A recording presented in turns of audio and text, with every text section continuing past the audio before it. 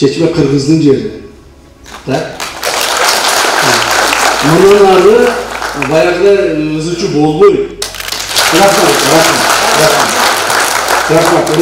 Çeçmelikler Чечме булагы эми талаштуу эмес жана ал толугу менен Кыргызстандын балансына жазылды. Бирок булактын суусун Өзбекстан тарап менен ортодо пайдаланабыз. Бул боюнча мамлекеттик деңгээлде келишилгенин УКМКнын төрагасы Камчыбек Ташиев Айдаркен шаарында жергиликтүү тургундар менен жолугушууда айтты. Bir gana mesele var. Çeçmenin suusun koşuğa ne de koyar? Birgelikte faydalanır. Buna uşul gana mesele.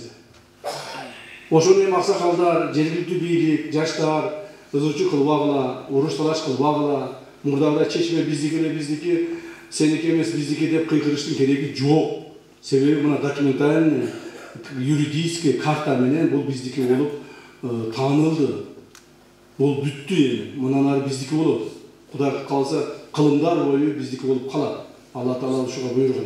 Кыргызстан менен Өзбекстан эгемендик тоорундагы 30 жылдан ашуун мезгилден бери созулган чегара маселесине түбөлүккө чек коюшканы маалым. Камчыбек Ташиев учурда тарыхый чечимин тапкан Кыргыз-Өзбек чегарасы боюнча дагы бир жолу толук маалымат жеткирүү үчүн кечээ 26 майда Айдаркенде жыйын курду. Генерал Өзбекстан менен чектеш аймактын жашоочуларына Кыргыз-Өзбек чегарасы боюнча толук маалымат жеткирүү үчүн президент Садыр Жапаровдун тапшырмасы менен келгенин билдирип, делимитациялоо боюнча комиссиялардын ишмердүүлүгү кандай шартта өткөнүн айтып, алмашылган жер тилкелери боюнча картадан көрсөтүп берди. Муну биз жакынкы күндөрү бир 15-20 күн болду окшойт.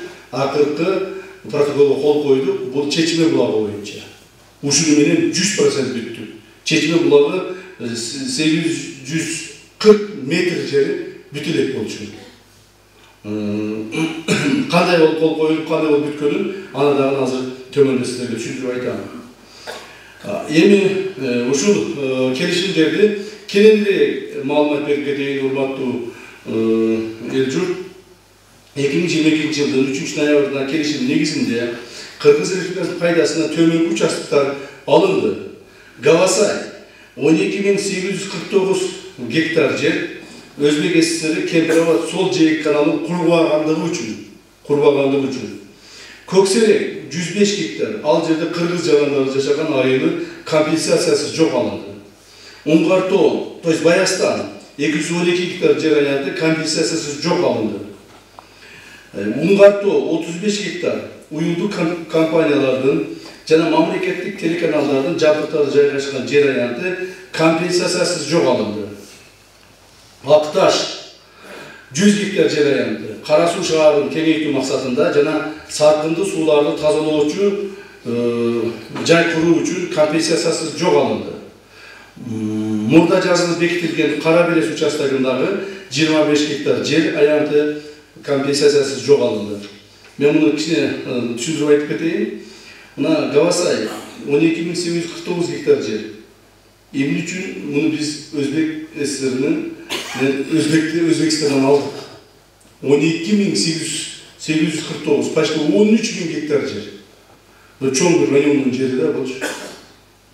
Sebebi özgürler bilesizler Kapirvat kanalın kurganda oşol Kapirvat'ın sol jeginin çoğun kanal kuruluş kerekli. Oşol kanal oşol bürgöndü arkılı buna bürgöndüğü su alıp keliş kerek. Sen rayonlar boyunca Kutayız Karabca rayonunda ötüş kerek. Bir oşol uağında kurulay kalgan. Oşolun orduna bular uşunca жылдан beri kompensasiya bermей келген. Анан биз ошону чоң сүйлөшүүлөрдүн негизинде, ар түрдүү мындай катуу сүйлөшүүлөр негизинде ошого компенсация кылып, почти 13.000 гектар жерде Алабакыр районунун Гавасай участогун алдык. Бул Гавасай деген чоң жайлоолуу, алтыны бар, тоолуу жер, жакшы жер. Көрсөтүп атасызбы? Мына картада көрсөтүп атасыз. Мына ушул жерди алдык биз. Ушуну мен айтып коеюн. Эмне үчүн алдырады? Мунун бардыгын биз мурда кылбай кеткен. Союз маалында булар келишимге кол койгон протоколго. Бирок ошо протоколду аткарбай кеткендиги үчүн булардан алдык да. Ушуга чейин эч ким албай келген булардан.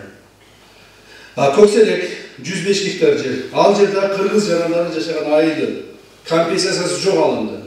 Бул Көксерек айылында ар дайым ызычуу боло берчү. Ушул жерде биздин айылдар жашачу жерде бир 100 үйгө жакын болсо керек эле.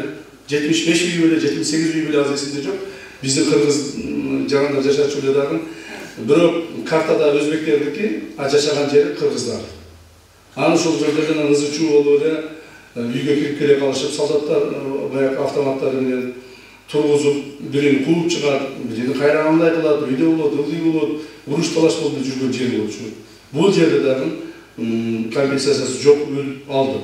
Жыйында чогулган эл тарабынан суроолор узатылып, жоопторун алышты жана президент Садыр Жапаровго, УКМК төрагасы Камчыбек Ташиевке чек ара маселесин чечип, өлкөгө туруктуулукту, коопсуздукту камсыз кылганын айтышып, ыраазычылык билдиришти.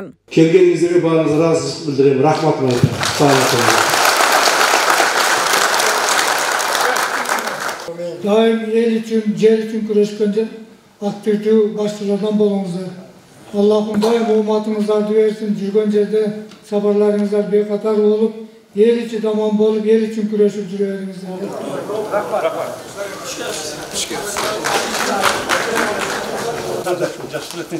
Не болот да сурмаңыз? Өлүп атабы бе атабы? Кудай буйрса 40 миң жылдан бери иштеп сымап чыгарат элек. Быйылдан баштап сурма чыгара баштадык мондайчы. Чыктыбы? Мына ошо майда чыкты ушулар. Канча килограмм? 23 килограмм. Уже мына ошо азыркы свет. Ушул эле күнү Камчыбек Ташиев сурма комбинатынын учурдагы ишмердүүлүгү менен таанышты. УКМК төрагасы комбинат стратегиялык мааниге ээ экендигин белгилеп, мамлекеттик жергиликтүү бийлик органдары анын ишмердүүлүгүн жакшыртууга жардам бериши зарылдыгын белгилеп, комбинат жетекчилигине тийиштүү тапшырмаларды койду. Ошол ишиңиз жакшыраак өтүп тура бериңиз, макулбу?